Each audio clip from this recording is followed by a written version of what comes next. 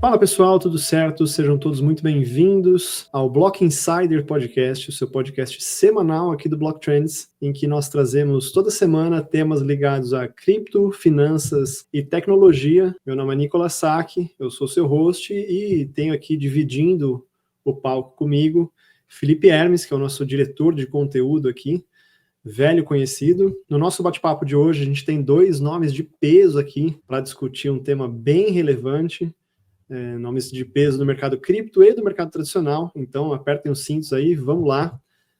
Vou trazê-los aqui para vocês.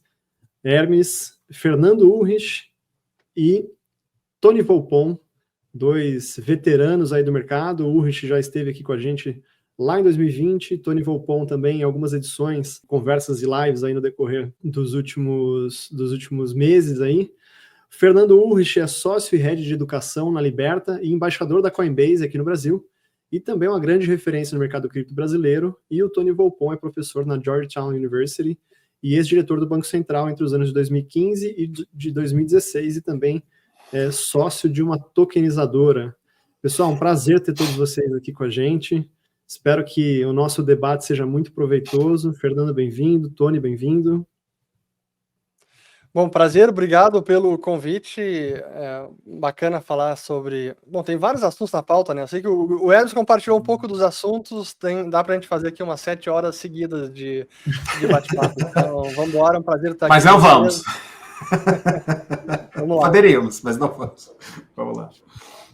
Vamos tentar se restringir. Vamos entrar. Assunto de fato não falta, né? Principalmente atualidade e um pouco de futurologia que a gente pode fazer aqui, mas principalmente fazer um resgate histórico, né? Eu acho que o Tony, todas as vezes que veio aqui, o Ulrich também, a gente se aprofundou muito em história. Eu acho que esse é um ponto importante para entender esse cenário macro, cenário geopolítico e entender um pouco do futuro, né? Show de bola. Então vamos lá. Antes da gente começar, eu queria te lembrar que esse é um podcast oferecido pela OKX, que é a melhor plataforma para você comprar e armazenar os seus ativos digitais aí.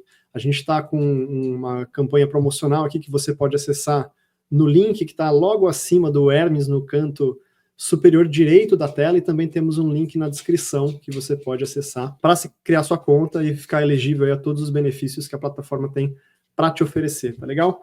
Mas dito isso, vamos ao que interessa. Pessoal, a gente tem um ano bem marcante, né? 2025 inicia bastante emblemático, e como a gente falou no nosso relatório do Block Trends Pro, que é a nossa plataforma de análise de mercado, né? Esse é um ano que a gente está vendo a história ser escrita de verdade, né? Muita coisa mudando, a gente tem a entrada do Trump com muitas medidas econômicas interessantes sendo adotadas, inclusive, dentre elas, além das medidas protecionistas e todas que a gente vai comentar por aqui, nós temos o Crypto Act aí com inúmeras implicações para quem está envolvido com o mercado cripto, né? Então, antes de começar as discussões, eu queria fazer uma pergunta básica para vocês aqui, sobre qual que é o plano do Donald Trump para a economia em 2025 e em diante. Só isso? Cara, vamos lá, já que eu comecei a falar, deixa eu tomar aqui a dianteira. Para mim, o que rege o plano econômico do Trump é a visão que ele tem e que hoje está muito fundamentada pelos seus principais assessores econômicos. Isso inclui o secretário do Tesouro, Scott Bessent, o Stephen Miron, que vai assumir a presidência do Conselho de Assessores Econômicos, entre outros participantes ali do seu governo. E que visão é essa que todos eles têm compartilhado, às vezes com mais ou menos detalhe?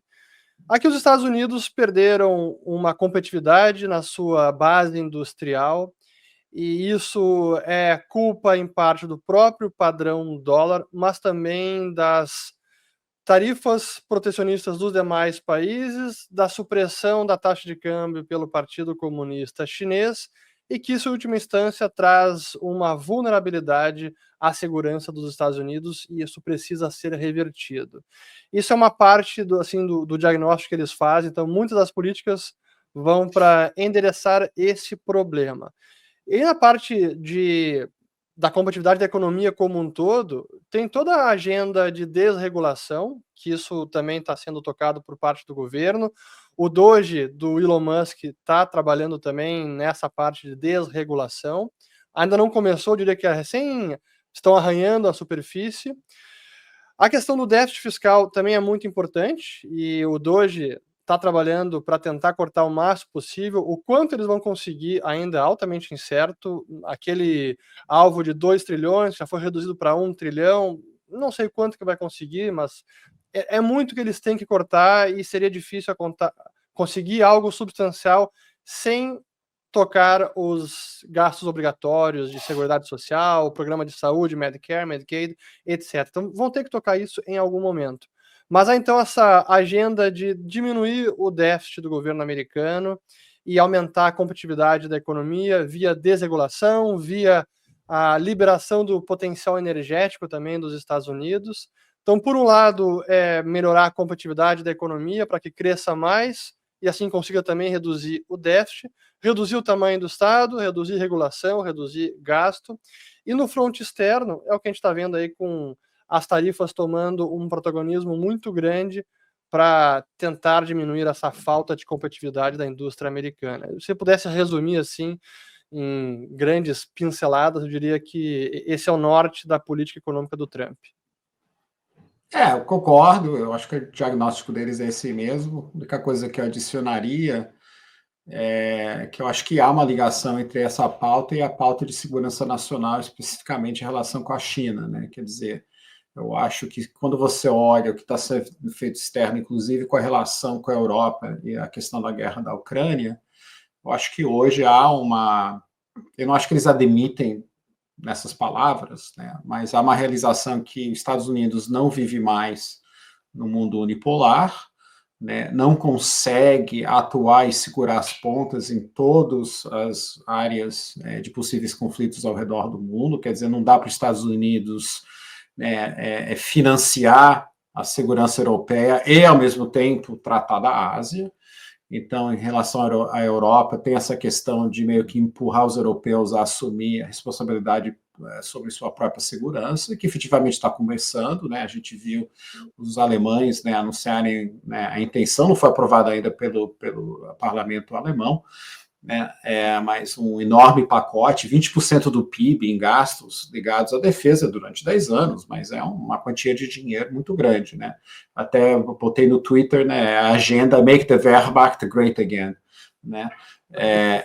Isso vai ser muito importante, porque eu acho que os americanos estão dizendo o seguinte: olha, eu tenho um peer competitor na China. A China tem uma capacidade industrial N vezes maior que todo o Ocidente junto, inclusive Estados Unidos. Então, parte dessa ideia de você fazer reshoring e reconstruir a base industrial nos Estados Unidos é porque eles precisam disso para enfrentar a China. Não dá para você concorrer com um país, né, que tem 10 vezes a sua base industrial na questão militar. No final do dia, militar is hardware. Né? Você tem que ter navio, tem que ter tanque, tem que ter avião, tem que ter drones, etc. e tal. Então, acho que quando você vê esse conjunto, eu acho que assim, né, a descrição que você vê na mídia tradicional, seja ela americana, seja ela brasileira, parece que é tudo muito caótico, né? Que o Trump acorda um dia e fala uma coisa, aí fala outra. E é verdade que na execução, especialmente na questão tarifária, tem tido muitas indas e voltas, né?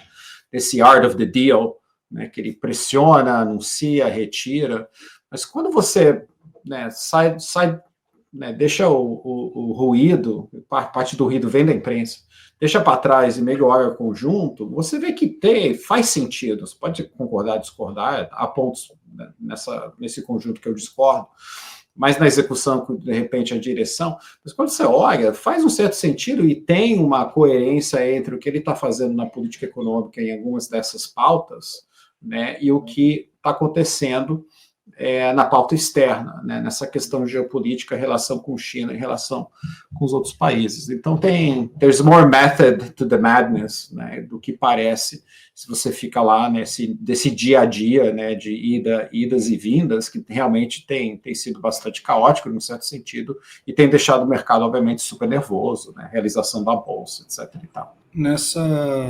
nessa questão sobre capacidade industrial, eu estava vendo um gráfico interessante sobre capacidade de produção de navios, né? A China está literalmente 270 vezes mais capacidade do que os Estados Unidos, é coisa de 21 milhões de capacidade Toneladas.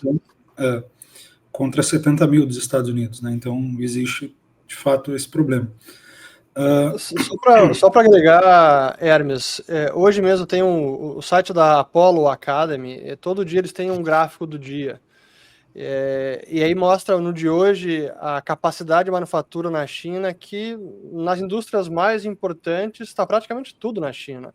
É do aço, do ferro, amônia, alumínio, na parte de eletrificação, baterias, painéis solares, é tudo.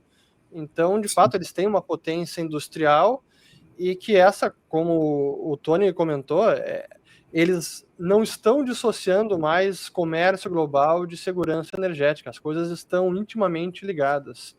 E se tentar olhar apenas as políticas do Trump pelo prisma do capitalismo, livre mercado e produtos baratos, cara, isso agora está em segundo plano. A prioridade é a segurança nacional. Complementando um pouco, você citou alguns assessores do Trump, algumas pessoas com ideias que você detalhou bem, mas boa parte dessas ideias sobre protecionismo e industrialização são ideias do próprio Trump há 40 anos, 30 anos, desde que ele veio para a vida pública, desde 80, né? E o mundo mudou radicalmente desde então. Enfim, a globalização que levou os Estados Unidos a menores preços de produtos favoreceu outros países que agora começam a incomodar e alguns a financiar inimigos dos Estados Unidos, né? E eu acho que um ponto interessante da gente abordar aqui também é não só qual o plano econômico dele, como vocês bem detalharam, mas qual a diferença no cenário mundial entre aquele que ele pegou em 2016, no primeiro mandato, para o cenário global hoje, né? Porque a economia americana vinha crescendo no cenário que ele pegou ali, crescimento pós-governo Obama, continuou crescendo, mesmo com a guerra comercial que ele implementou, até a pandemia, quando as coisas começam a ficar bastante turvas, né? Mas tudo muda, né? E qual é essa diferença? Sei que a gente pode falar aqui pandemia e mudar para a próxima pergunta, mas qual é a diferença nesse cenário geopolítico entre o cenário que ele estava tentando implementar essas ideias, com outra equipe, inclusive, e para a equipe atual, no cenário atual? Que a gente eu acho que essa questão da China, o Trump foi o cara que deu a virada na política com a China, né? Até o Obama, os Estados Unidos ainda estava naquela que nós somos os líderes e vamos tentar, né, devagarzinho, né, tentar levar a China para o nosso lado, né? Na medida que a China fica uma economia mais rica, ela deve ficar mais democrática, etc. e tal, né? Todo esse tempo, né, os americanos tiveram esse tipo de atitude. Até que o Obama teve um pivot to Asia com a Hillary Clinton, eles tiveram uma atitude um pouquinho mais realista, mas eu acho que os americanos realmente, né, se perderam no mundo naquele momento unipolar, ficaram brigando um montão de guerra inútil no Oriente Médio, enquanto isso, como o Trump corretamente coloca, os chineses estavam eating their lunch, né, especialmente nessa questão econômica. Então, o Trump é o primeiro cara, já no seu primeiro mandato, que disse que não, né? A gente tem que enfrentar esses caras realmente como concorrentes, né? E não vai ser fácil. Acho que a grande diferença, e a pandemia, blá, blá, blá, né? Mas eu acho que a grande diferença, na verdade, não é tanto, vamos dizer, nessa visão de mundo, que eu acho que não mudou muito, mas é o fato que o Trump, né, claramente, eu acho que ele realmente não esperava ter ganhado aquela eleição em 16, né, quando ele ganhou, ele não tinha equipe, não tinha nada, né? Agora não, né? Agora o MAGA é um movimento, não só um movimento político-social, muito relevante nos Estados Unidos, mas ele, ao longo dos anos, inclusive os 4 anos do governo Biden, ele se organizou, né, em vários think tanks, e hoje ele tem né, vamos dizer, ele teve a capacidade neste governo de trazer pessoas, né, em todos os escalões que, de fato, né, compartilham essa visão de mundo que ele tem. Então você tem um governo mais eficaz e mais agressivo nesse sentido, que não era verdade no primeiro mandato. No primeiro mandato ele era rodeado de republicanos normies, né? Aquele pessoal ainda meio neocon, Reagan, toda aquela história e ele realmente foi muito frustrado. Ele diz isso abertamente, né? Ele foi frustrado em fazer a agenda dele. Obviamente a pandemia aí mudou tudo, mas até chegando na pandemia, ele fez algumas coisas na economia, mas de resto fez muito pouco, né? Eu acho que até uma crítica que eu até fazia na época, assim, eu até concordava em várias pautas do Trump, mas eu pensava, esse cara é pouco ineficaz, ele acabou fazendo muita pouca coisa, né? Ele foi meio decorativo até. Né? Até durante a pandemia, né? Por que o Fauci ficou lá o tempo inteiro? Né? É uma coisa que hoje não parece fazer muito sentido. Mas eu acho que hoje não, né? Hoje é diferente. Né? Hoje que ele tem pessoas atrás dele, e por isso que até acho que está assustando o mercado um pouquinho. Né? Ele está aplicando essa agenda e meio dizendo, tipo, dane-se a bolsa, né? Vai ter um custo de curto prazo mesmo, não estou nem aí.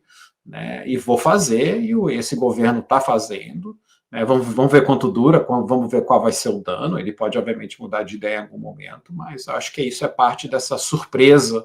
O mercado eu acho que o mercado ainda estava olhando muito para o primeiro mandato como sendo o modelo a ser mais ou menos seguido no segundo, então está muito surpreendido com a agressividade da execução da agenda, não tanto a direção, mas a velocidade da execução e também a intensidade da execução. Então, por exemplo, a questão tarifária, todo mundo sabia que ia ter tarifas, né? Mas não desse tamanho que eles estão fazendo e com essa agressividade que eles estão fazendo. Acho que isso explica bem, né, a reação negativa do mercado nesse momento. Antes da gente continuar com o conteúdo, deixa eu te contar como você pode ganhar até R$2.000 de bônus de boas-vindas com a OKX. Se você ainda não é cliente da OKX, você é nosso convidado para participar da campanha Teste e Ganhe. Primeiro, você precisa se cadastrar nesse link aqui embaixo. Feito isso, basta voltar para essa página e clicar em participar para estar dentro da promoção. Em seguida, você precisa realizar 3 missões. Eu sei, parece muita coisa, mas por R$2.000 eu te garanto que é bastante simples. O primeiro passo é depositar qualquer cripto no valor equivalente a $20. O segundo passo é seguir o bot de DCA do Blocktrends. Esse bot está programado para realizar compras periódicas de Bitcoin. Ao atingir $500 de compras, você já recebe $50 de cashback. É isso mesmo, são 10% de cashback sobre esse valor investido. Mas você pode obter retornos ainda maiores. Basta você depositar, como está sendo exibido aqui na tua tela, e você vai obter agora os bônus de 100, 200 ou $300. Fazendo isso, você pode ganhar até $2.000 de cashback no valor investido. E não só isso, você vai estar dentro da exchange voltada para o público brasileiro, com maior segurança, robustez e liquidez do mercado nacional. Além, é claro, de ter o melhor atendimento do país, segundo o site Reclame Aqui. Essa é a sua oportunidade de ter ainda mais ganhos e estar protegido com a OKX. Clique no link na descrição e saiba mais. No front externo eu concordo, acho que o Trump no primeiro mandato, ele trouxe atenção para o mundo, especialmente para os Estados Unidos, para o governo americano, que a China era o grande adversário, e tanto é que já no governo Biden a questão China virou uma política de Estado. Biden impôs algumas tarifas, o CHIPS Act, entre outras, proibições de exportação de material crítico, semicondutores, foi durante o Biden ainda. Então a questão China hoje, para mim, já é política de Estado, é bipartidária, isso está pacificado, e foi de fato o Trump que trouxe no primeiro mandato. E também concordo com o Tony o seu entorno, o que ele tem de base de apoio, de os aliados no setor privado. Hoje ele tem Big Tech, Mid Tech, Little Tech, está com ele, o Vale do Silício em peso. Na parte ali do Doge, e vários secretários dele vêm do Vale do Silício, tem recrutado muita gente também no segundo escalão. O David Sachs, né, sendo exemplo o David importante para a gente até.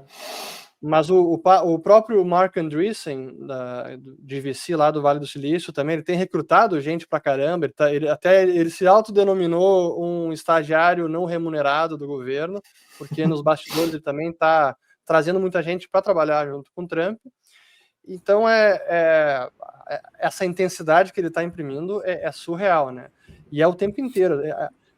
Ele consegue... Isso é bastante deliberado. Essa estratégia dele é deliberada, de prender a atenção de todos, assoberbar todo mundo com tanta informação. Vejam só, assim, é o dia inteiro fazendo declarações, assinando medidas, ordens executivas, tweetando, postando em rede social, dando coletiva de imprensa, dando entrevista nem no avião, cara, até o tempo, todos os voos que ele faz, ele traz a imprensa, cara, é o tempo inteiro, a gente não tem uma... Flood the Zone. Você conhece essa, né? Flood the Zone. Sim, do Bannon, do Steve Bannon. Essa questão de não remunerado para o Andreessen, né, da Andreessen Horowitz, é um pouco debatível, né?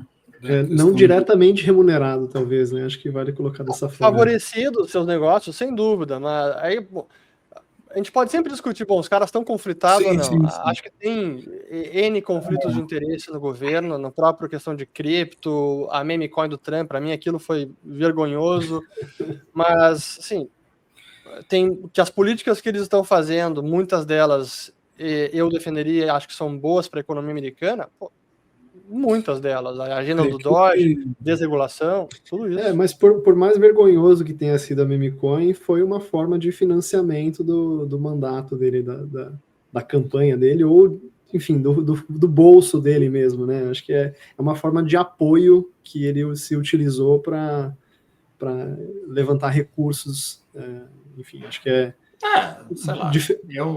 Eu digo assim, porque é uma das features que Crypto enables, né? Você ter uma nova fonte de geração de receita, de levantamento de fundos. Lógico que nesse caso, claramente você tem uma utilização suspeita e claramente especulativa e que não tem fins úteis e interessantes para quem investiu no projeto. Mas é uma forma... sei lá, aí você tem que falar que todo meme coin é ridículo, devia ser legal, não sei, entendeu? Quer dizer, aquela história. Exato, não é uma crítica ao meme coin, mas é uma constatação de que a tecnologia permite esse tipo de coisa. Sim. Eu acho que o David Sachs completamente correto, it's a collectible, entendeu? Sim. Não tem utilidade, não faz nada, entendeu? Você comprar se você quiser, você acha que vai comprar porque vai subir, ok, sei lá, né? Você é dono do seu próprio dinheiro, então... E não foi uma forma... Não vi nada de errado dele ter feito isso. É isso que eu quis dizer, não foi uma forma ilegal de se captar recursos, ele não cometeu nenhum crime, enfim, não violou nenhuma lei.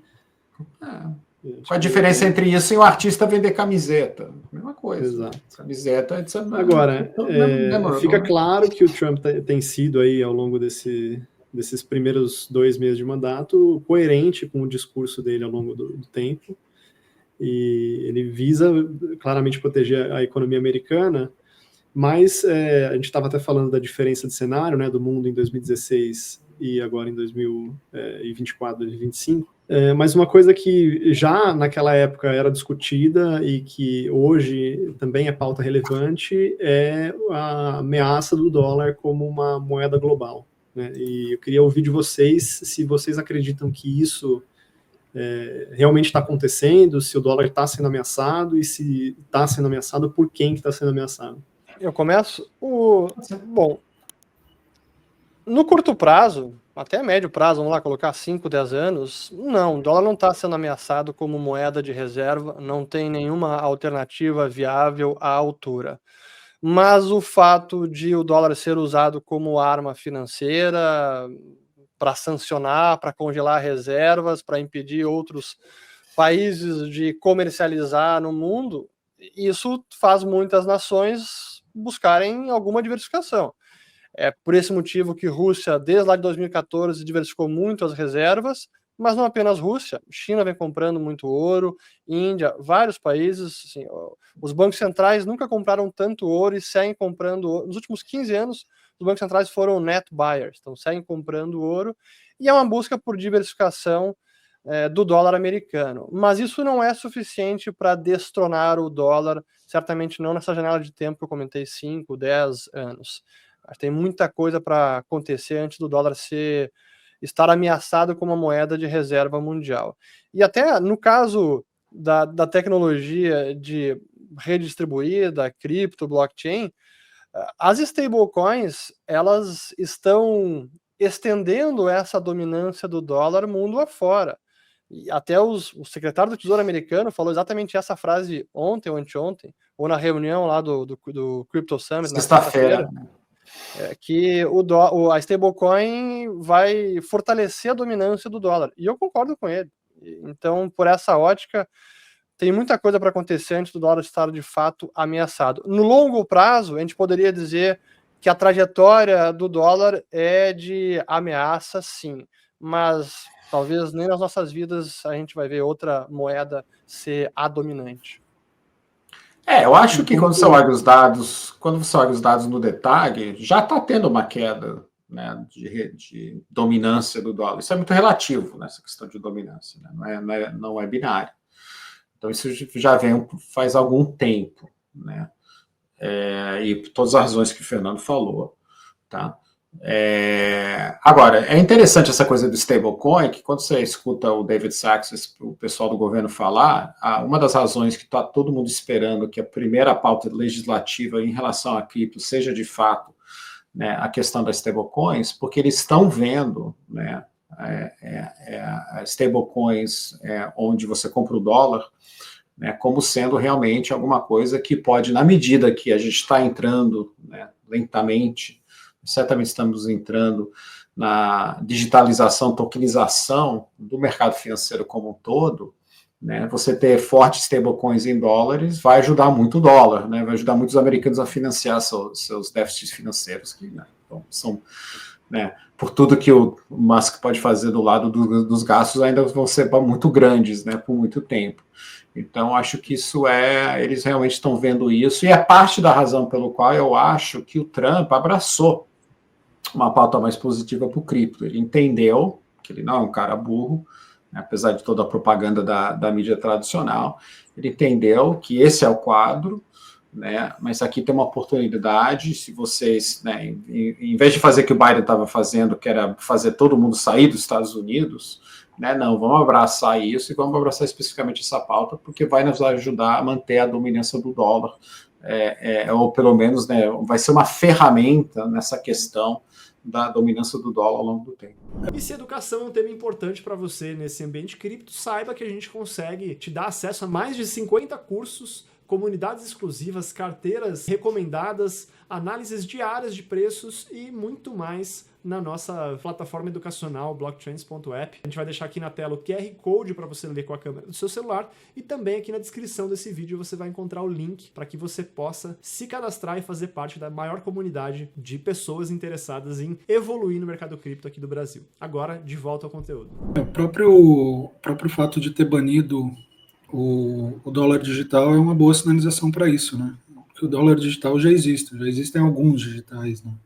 Vamos lembrar que vai ter estão sendo lançados stablecoins em euro, né? Então vai ter concorrência nessa seara de stablecoins, né? Vai ser só o dólar, mas obviamente o dólar, que já é dominante, então se eles conseguem realmente, né, dar uma segurança ao sistema financeiro como um todo para usar essas moedas, na medida que você está tendo a tokenização do mercado financeiro, que é uma pauta que está avançando nos Estados Unidos, obviamente vai avançar muito mais com as outras iniciativas legislativas que estão sendo feitas em relação à cripto, aí realmente vai ajudar muitos americanos nessa questão. Isso estabelece um padrão dólar-Bitcoin no futuro? Ao invés de um padrão dólar-Bitcoin? Eu não sei, eu já tive essa discussão com vocês, né? Eu acho que o Bitcoin é o hedge antissistema, né? Então, ele é um hedge contra o dólar, né? Ele é um hedge contra esses sistemas que estão por trás né, do fiat currency, ficaram desorganizados, né? Então, na medida que você tem, né, essa questão inflacionária, déficits, você tem a questão demográfica, enfim, né, o mundo vai gastar muito mais dinheiro com gasto militar. Então, uma pergunta da onde vai sair esse dinheiro, né? Porque eu acho que ninguém acredita, por exemplo, no caso da Europa, que eles vão fazer um ajuste fiscal nos gastos sociais, que são extremamente exagerados, no caso dos europeus, para bancar os gastos militares, vão simplesmente se endividar mais, né? Então tem toda essa questão. Então, para mim, né, Bitcoin sempre é o hedge contra tudo isso, porque não tem nada a ver com tudo isso, exatamente por não ter nada por trás, né? Essa é a mágica do Bitcoin, não tem nada por trás. As pessoas falam, não tem nada por trás, não tem valor. Não, ao contrário, o seu valor é que não tem nada por trás. Porque o que está por trás dos padrões Fiat Currency hoje está tudo apodrecendo, está tudo indo na direção errada. Então, eu quero ter Bitcoin na carteira exatamente porque eu estou vendo são tendências seculares, né? Você pode ter ups and downs, de repente você tem um governo mais fiscalista, como você vai ter com o Trump, vai dar uma melhorada, o déficit fiscal talvez vá de 6% para 4% do PIB, né? O Musk corta lá 1 trilhão, e por aí vai, mas quando você pensa, de novo, 10, 20 anos, o que você vê é endividamento infinito, entendeu? E a gente sabe como essa história acaba. Mas isso é um pouco da ironia da coisa, não? Começa por uma reserva de Bitcoin e você já tem as no caso dos americanos? Sim. Acho que as reservas de Bitcoin é mais X do que... acho que muda muitas coisas, né? O Saylor, a cada 3 palavras que ele fala, 4 são dizendo que os Estados Unidos vai pagar a dívida com Bitcoin. A Loomis fala isso também, mas eu acho que isso é um pouquinho... Vai ter que comprar muito Bitcoin para pagar. É um pouco complicado, né? É um pouco complicado essa lógica. A premissa dele para o estoque de Bitcoin estratégico pagar a dívida, cara, o dólar tem que perder muito valor. Eu analisei a fundo o modelo do Michael Saylor, que ele prevê que o Bitcoin chegando a 13 milhões de dólares por BTC em 2045. Sim, basicamente, cara, vai ser inflação do dólar 7% ao ano por 21 anos, cara. Bom, nesse cenário, aí pode ser, mas é que tudo está valendo muito mais porque o dólar está valendo muito menos.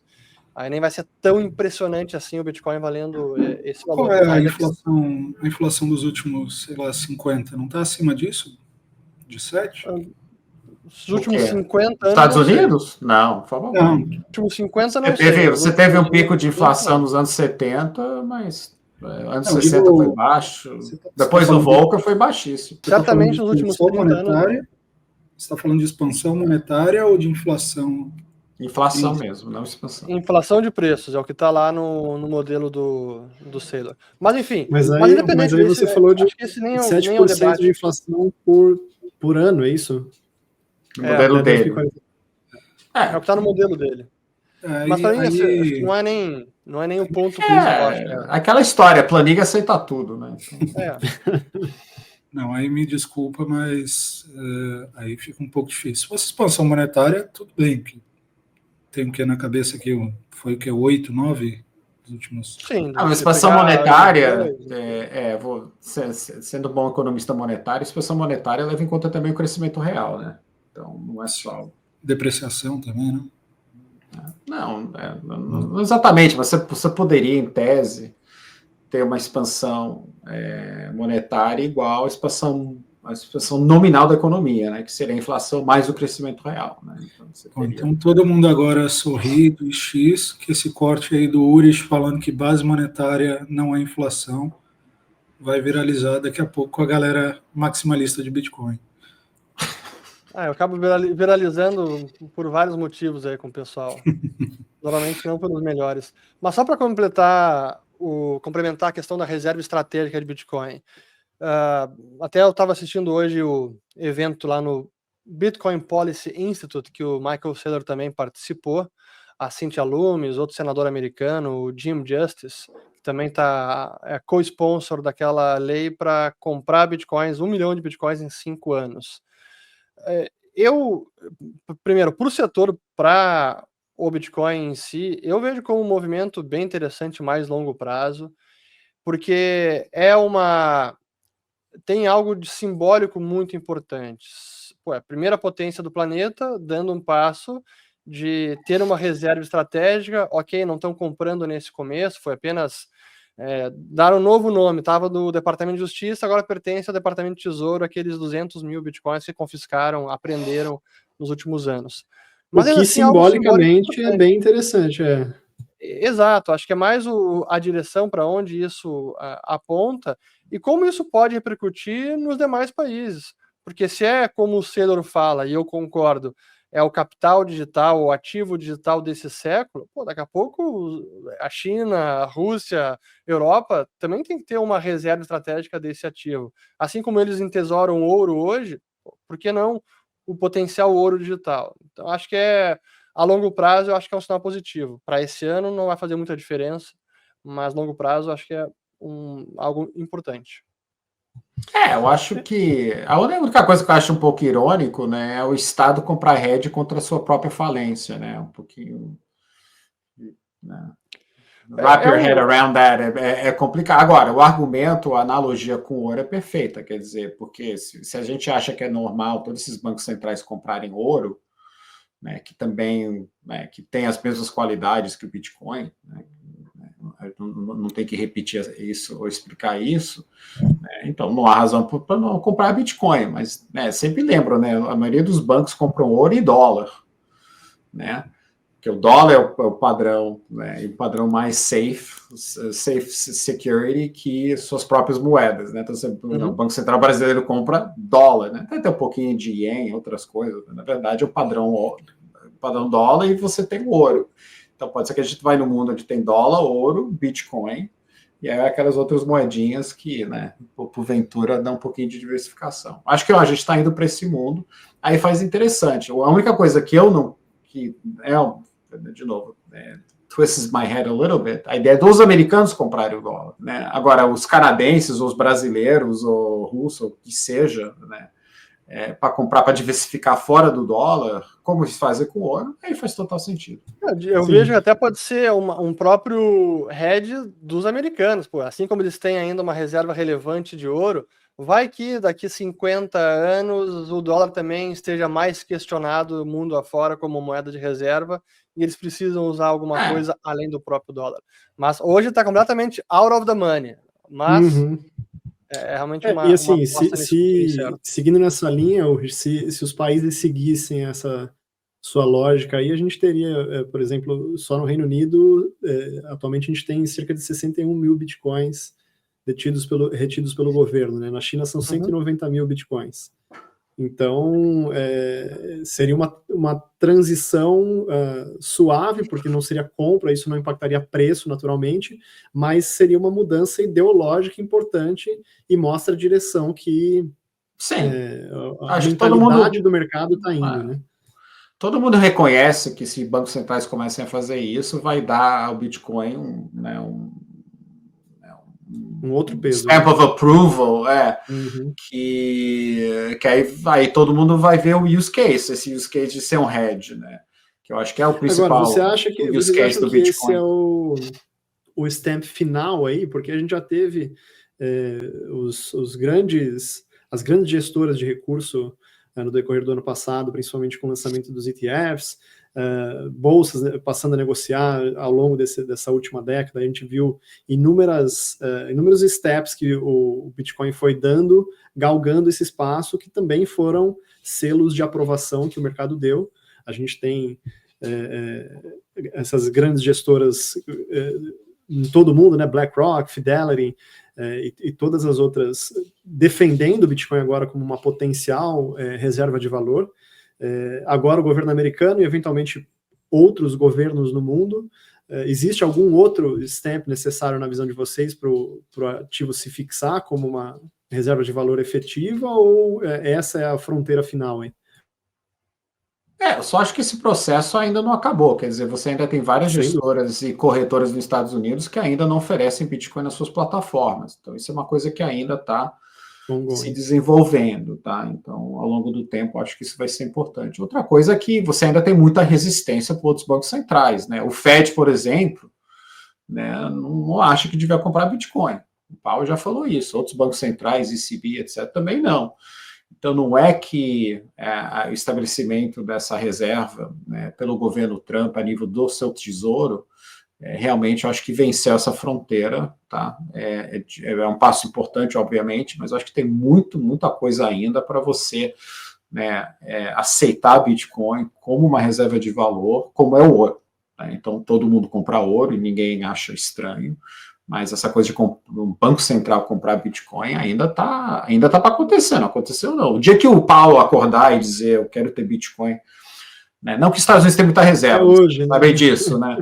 Mas o dia que o Powell fazer isso, aí sim eu acho que o preço, tá?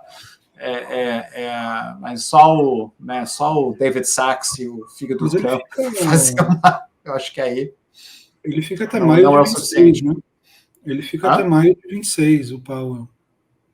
Daqui a pouco... Sim, não. Então, tudo isso pode mudar, tá? Então, a próxima pessoa pode chegar e falar. Não estou dizendo que isso não vai acontecer. Mas eu acho que isso, sim, seria um game changer, tá? Muito grande, né? Você ter um banco central relevante, seja um ECB, né? Tem 3 bancos centrais relevantes, 4 no mundo, tá? Estados Unidos, China, Japão e Europa. Um desses 4 adotando o Bitcoin explicitamente e defendendo essa ideia, isso sim, eu acho que seria um game changer total. Agora, esse Bitcoin Reserve, acho que é importante, mas não é um game changer para mim, não. Até por isso que eles anunciaram e o preço caiu. Ué. Sim, se você puta game changer, por que não está a 200 mil? Pelos comentários anteriores, o Trump não parece ter muita preocupação em colocar alguém que vai fazer marcha lenta, né? Para fazer o quê, perdão? Vai fazer marcha lenta, por exemplo. Bom, é o que a gente estava falando há pouco, ele está nomeando a Tulsi Gabbard. Esse é um ponto importante. Quem vai ficar no lugar do Powell pode ser um evento de risco importante para Bitcoin nesse sentido, tá? Mas depende, não tem, tá muito longe, então não tem nenhuma. O cara fala o Hassett, tem alguns nomes aí que são especulados pela imprensa, mas vamos ver. Mas só para responder ali o Nicolas, a questão do que falta em termos de selo de legitimidade, acho que os principais aconteceram agora, foram os principais. O Banco Central adotar é importante também, acho que faz parte, talvez, da adoção. Mas agora é questão de tempo, assim, realmente precisa mais tempo de teste, de uso, de adoção, de confiança, e isso não tem como abreviar esse processo, achar que vai acontecer em 1 ano, e porque o Trump adotou a estratégia, isso muda completamente. É importante, mas precisa vir com o tempo, isso, e de certa maneira, o que está acontecendo com o governo Trump é algo muito rápido, assim, é uma mudança repentina também, é uma mudança de paradigma muito forte. Para mim, me chamou a atenção na Crypto Summit, que eu assisti ali, o que foi transmitido publicamente, um dos gêmeos dos irmãos Winklevoss falando que como mudou tudo, da água para o vinho, que se fosse outro presidente, possivelmente, naquele momento, ele poderia estar na prisão e não na Casa Branca. Então, é uma mudança drástica. Portanto, da mesma forma que foi drástico para positivo, daqui a pouco, se o Trump perde, se não consegue um sucessor em 2029, aliás, 2028, o que pode acontecer? Será que isso pode ser revertido? Não sei, mas da mesma forma que é muito rápido, me deixa um pouco mais receoso a durabilidade disso. Mas essa adoção em massa que aconteceu aí, de 28% a 40% dos americanos terem cripto, meio que forçou, no final, talvez até tarde demais, os democratas a terem uma visão mais...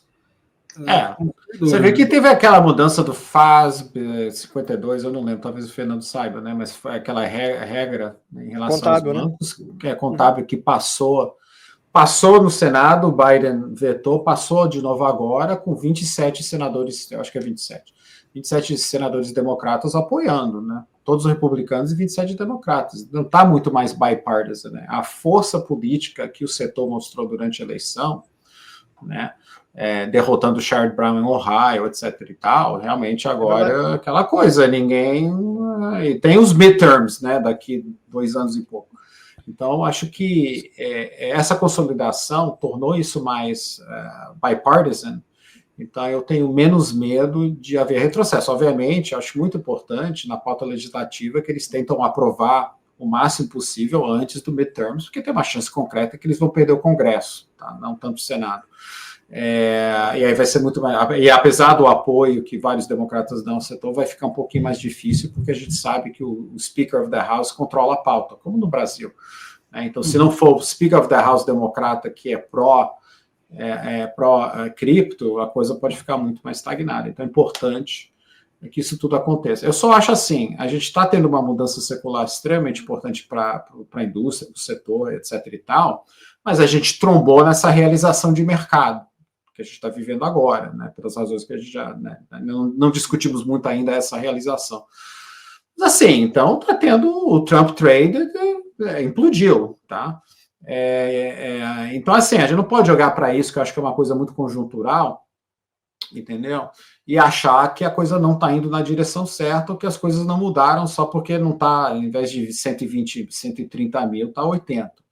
Entendeu? Acho que essas coisas de fato aconteceram e está indo na direção certa.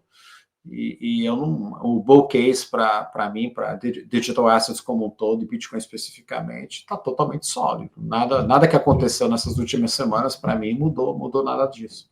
Não dá para levar em consideração só o price action, né? Acho que a mensagem por trás não só da campanha, mas do que ele vem fazendo na direção desse setor é fundamental para se entender aonde esse mercado pode chegar daqui para frente. Agora, na visão de vocês, o Trump entende de Bitcoin e de cripto?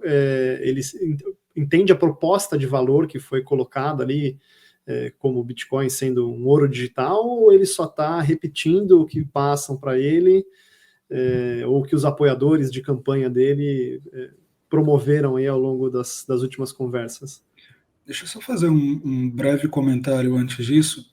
Eu lembro da primeira vez que o Trump foi discursar em um evento de Bitcoin, e aí ele comenta lá no discurso dele que o primeiro ato dele, no primeiro dia de mandato, seria demitir o Gary Gensler, o presidente da SEC.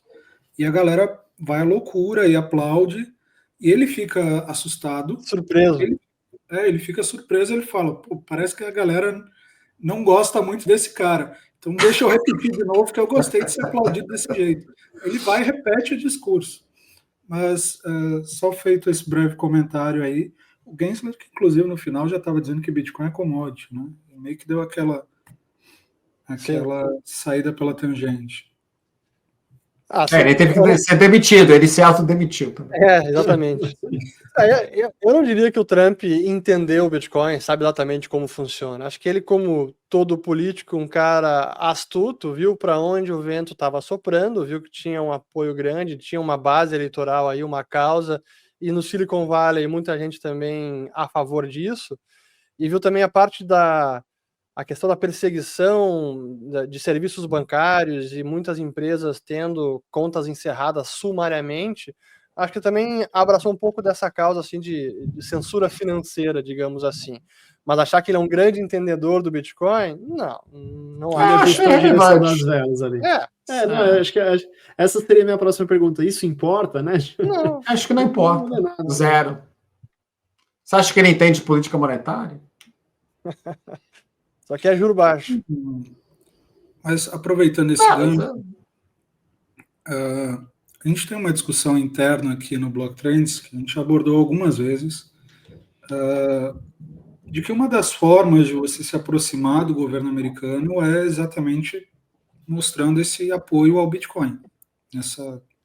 Considerando aí que o Bitcoin está dentro dessa cadeia ideológica que boa parte do Silicon Valley apoia.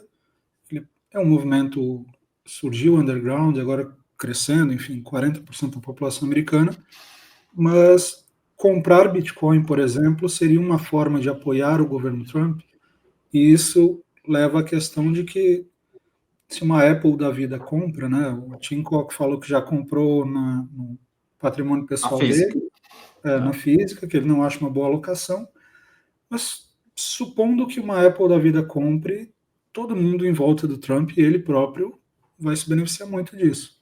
Vocês acham que é plausível essa associação? Ou... Você está dizendo que as pessoas iam comprar Bitcoin para puxar o saco do Trump, efetivamente? As pessoas não, as empresas. As empresas. Eu não sei, até agora, do que eu saiba, não aconteceu, tá? Não sei se... Acho que tá outra maneira de puxar o saco do Trump. Mais diretas. Acho que as empresas estão fazendo isso. As fundações de cripto, por outro lado, têm bons incentivos também, né? Para apoiar o uso de rede, como é o caso da Solana também, né? Mas é um movimento que tende a crescer, né? Acho que o exemplo da MicroStrategy foi positivo. E um pouco contagioso. É mais uma outra fronteira de adoção que eu acho que vai ao longo do tempo, mas vai ser, eu acho que o Fernando acertou, é uma coisa lenta mesmo, demora.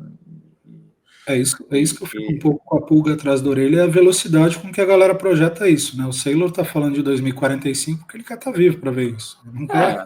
sei lá, o Saylor é o Saylor, né? Gosto do cara, mas he's talking his book, né? Ele está executando uma estratégia bem específica e com algum nível de risco que muita gente não estaria disposta a assumir.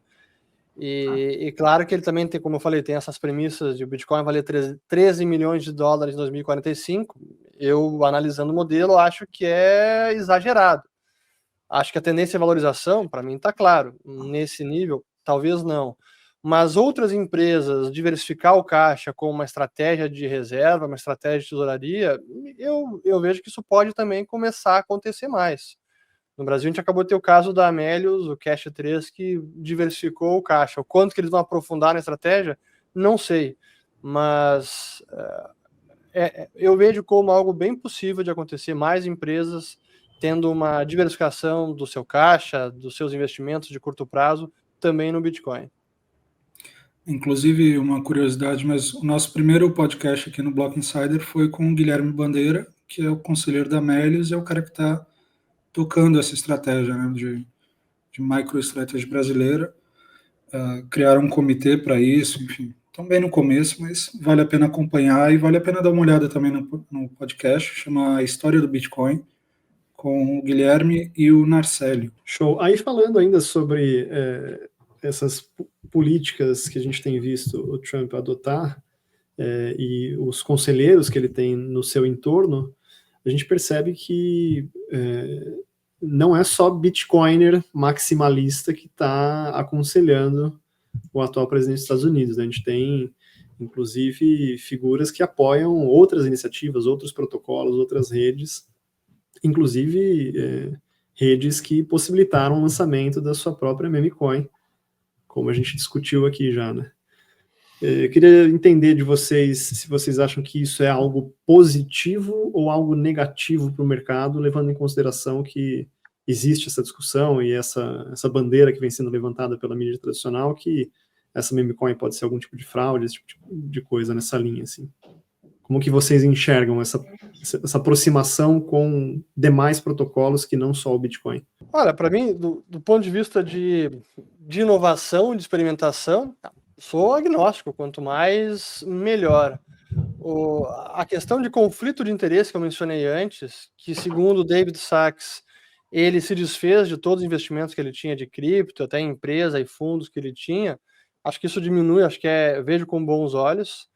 Mas o caso da meme coin do Trump, só em específico, que foi ilegal, é um crime? Possivelmente não.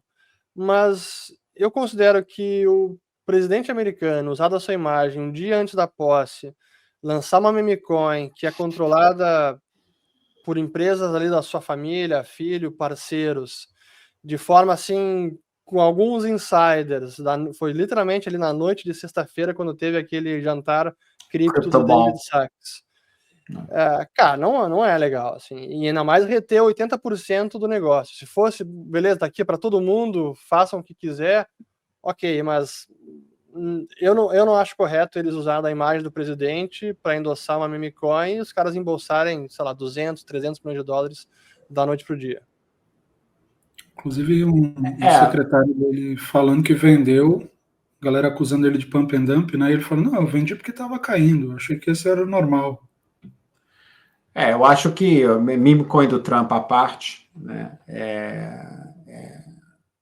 o importante é que eu acho que eles reconhecem que os outros tokens, as outras redes, não Bitcoin, que é um caso muito específico, né, eles precisam, estão clamando faz muito tempo, né, por claridade regulatória, para eles poderem tocar seus negócios, né, porque tem projetos por trás dessas redes, não tem que falar, né, vocês sabem tão bem quanto eu.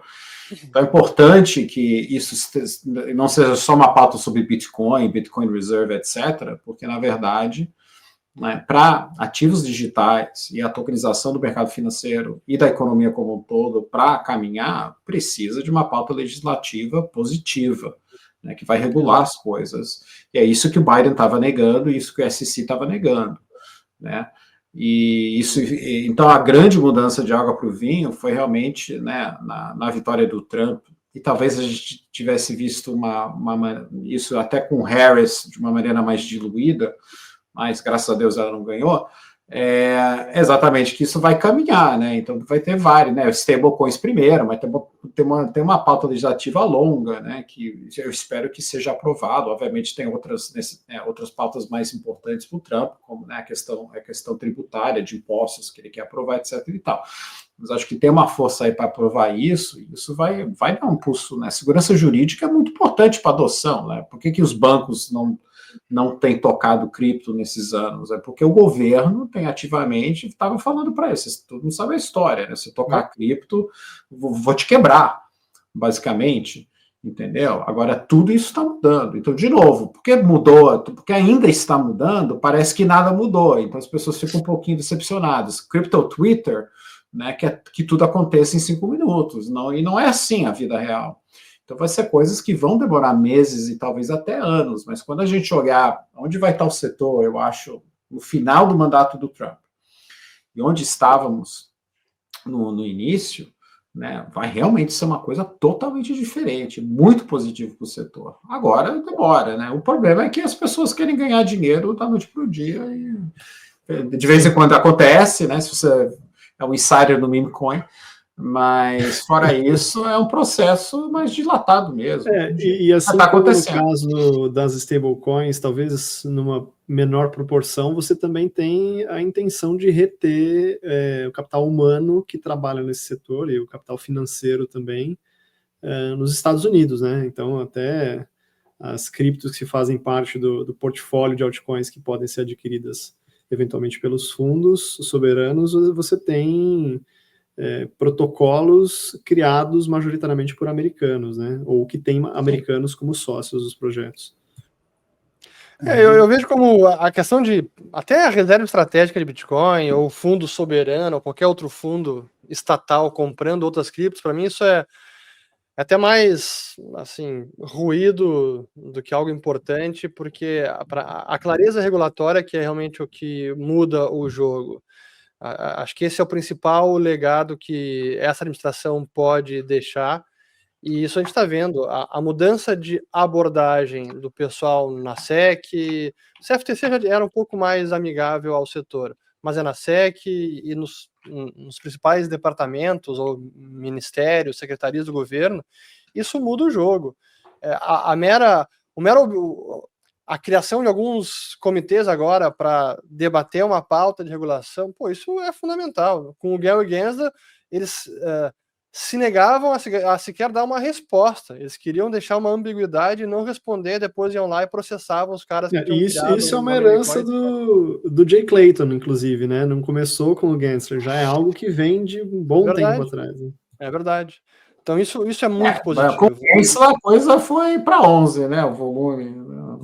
Com a expectativa, né? Porque ele supostamente era um cara do setor, ele era um cara do setor. Ele dava aula em MIT, sei lá. Acho que lá tinha Elizabeth Warren, tinha todo. Mas ele apostou no cavalo errado, né? Ele apostou na FTX.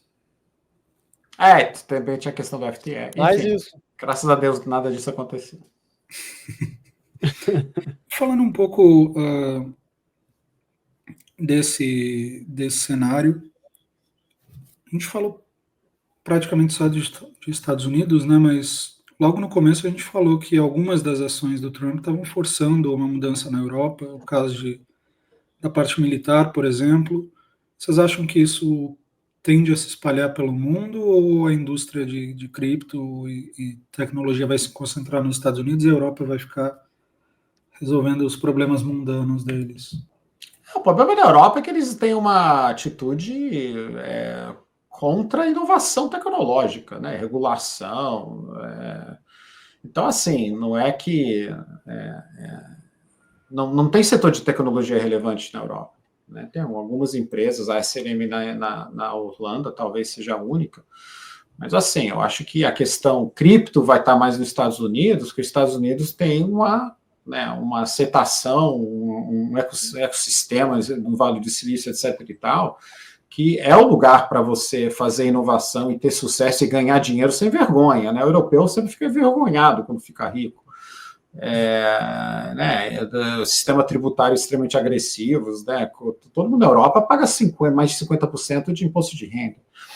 Então, assim, esse que é o problema, entendeu? Então, acho que, né, agora, obviamente, tinha gente saindo dos Estados Unidos, indo para Dubai, eu tinha até amigos meus que iam para Dubai, estavam indo para Dubai por causa disso, outros lugares, em Singapura, etc. E tal. Agora não, agora com o Trump e essa mudança, que eu acho que é bipartisan, então eu não tenho muito medo que um presidente democrata ganhando em 28 vai voltar ao Biden, tá? Pode não ser, de repente, tão friendly como é esse governo, né? Mas eu acho que essas coisas, o que será feito pelo Trump nas suas bases, especialmente base legislativa, vai durar, tá? Até com o governo democrata. Aí sim, eu acho que a indústria vai se concentrar nos Estados Unidos a nível global. Não quer dizer que outras coisas não podem, outros lugares não podem ter nada, mas eu acho que essa realmente é a tendência. Mas o Brasil tem não sei se dá para dizer histórico, né? Já que é um período tão curto, mas tem alguma inovação cripto, né? Você próprio tem um projeto aqui, né? Não sei se você quer explicar um pouco. Mas a gente está trabalhando com, né, a gente está trabalhando com Avalanche, a gente está trabalhando com tecnologia americana em grande parte dos casos, né? Mas obviamente Brasil, está aplicando no mercado brasileiro. O Brasil até sobre alguns aspectos até foi vanguarda em termos de produto financeiro cripto. A gente teve ETF aqui muito antes dos Estados Unidos, mas aqui o que pega mais para nossa regulação é tudo relacionado a câmbio. Se o que for inovação, investimento, etc., é uma aposta no mercado financeiro, é uma especulação, acho que não tem tanta relevância, ou preocupação de autoridade monetária ou de reguladores, mas quando tocar em câmbio e stablecoin toca em câmbio, aí é uma preocupação maior. A gente teve a consulta pública 111, que fechou agora em fevereiro, para receber respostas sobre regulação de stablecoin, e tinha lá uma proposta que era de proibir a autocustódia, porque, claro, o Banco Central tem receio de que o dólar digital, o dólar cripto, possa ser usado como algo corrente. Então, tem a dificuldade de inovação maior no Brasil recai sobre os problemas de câmbio. E como a nossa agenda de real conversível, que ainda tinha com Campos Neto, eu diria que isso foi abandonado, né? Abandonado. Isso vai pegar. A gente já tem Tigrinho tirando dinheiro do Brasil, tem Bet, tem muita coisa tirando dinheiro do Brasil ultimamente, e essa parte aí acho que a galera não vai facilitar, né? É um problema. O fluxo de saída de capital, né, várias inovações financeiras e essa idiotice da Bet é um problema para a balança comercial brasileira, né, a conta corrente brasileira. Eu acho que cripto está em terceiro, né? Eu vi esses dias que cripto estava com 15 bilhões de dólares em saldo, o que superava o principal produto na balança comercial, que, se não me engano, era petróleo, né? Ou derivados. Então já começou um pouco a complicar, né? Mas, aproveitando que a gente está chegando um pouquinho no final, fazer uma futurologia e previsão, que a gente sempre costuma fazer, mas dando um prazo um pouco mais curto aqui. Bitcoin no final do governo Trump. Qual a expectativa? Preço? Maior do que hoje. Hoje está 83 mil dólares que eu estou vendo nesse momento. Exatamente. Caiu para 78 ontem, né? Ele acaba em 2028. Tá 200 mil. 28. 4 anos. 4 anos. 200 mil dólares aí, né? That's a good number. Não tem muito. Agora, por desvalorização do dólar ou por incremento? Não, acho que é aumento relativo, não é desvalorização do dólar. Inflação. Só pela inflação seria uns 10%, 12% no máximo. 200 mil dólares em valor de hoje, né? Então, em real. Em real? Tem que fazer conta, né, cara? Onde é que vai estar o nosso câmbio? Sei lá, não sei. Eu acho que o Lula perde 26, já falei isso publicamente. Então, acho que até a gente pode ter uma relativa valorização do real a partir de uma mudança de regime político. Agora, tem que fazer conta, não sei. Eu concordo. Mas eu acho que isso é você se arriscar demais pela moeda brasileira. Complicado. Se quiser, a gente corta. Isso voltar no Bitcoin também, né? A gente, se precisar, a gente corta esse trecho depois que a galera não perdoa. Que é 10 anos com dólar a R$15, que é 4 anos, né? Com dólar a R$15, a galera vai puxar isso aqui. Eu não tenho problema. Também não. Eu já escrevi isso publicamente. Não tem... Fechado. Não, brincando. Claro, porque eu sei que teve gestor aí na época do governo Bolsonaro que passou 4 anos ouvindo, porque ele falou que o dólar ia para 3. Eu falei uma apreciação relativa, tá? Não estou dizendo que vai ficar mais forte do que hoje, né? Porque a gente sempre corre uma inflação maior que o dólar, né? Então, sempre o câmbio real, se você não tem uma desvalorização contínua, o câmbio real aprecia e dá problemas na balança. Então, tem um processo, né? A gente não vai ter inflação mais baixa que os Estados Unidos, esquece. Então, assim, não é que a gente vai ir para 4, nada disso. Né? Tem aquele Robin Brooks que fica falando que é 4,5, né? Faz 3 anos, 4 anos. E para mim, isso é ridículo, cara. A gente sempre está correndo com inflação maior. Então, você tem que pressupor que vai ter uma mega valorização do câmbio real. Isso não faz sentido. Então... Um cenário Mas, enfim, essa é a questão de câmbio, né? E num cenário hipotético em que vence um opositor do governo Lula, Tony Volpon volta para o Banco Central, diretoria cuidando das reservas brasileiras, a gente decide comprar Bitcoin. Fernando Ulrich no Tesouro Nacional. Eu vou ter que ganhar muito dinheiro na minha empresa de tokenização para voltar para o governo. Quem sabe? Tudo é possível. Maravilha. Bom, senhores, daria para estender esse papo por um tempão, assim como vocês levantaram lá no começo, dava para ficar 7 horas falando aqui só de Trump, das implicações econômicas e sociais das medidas que ele vem adotando aí, né?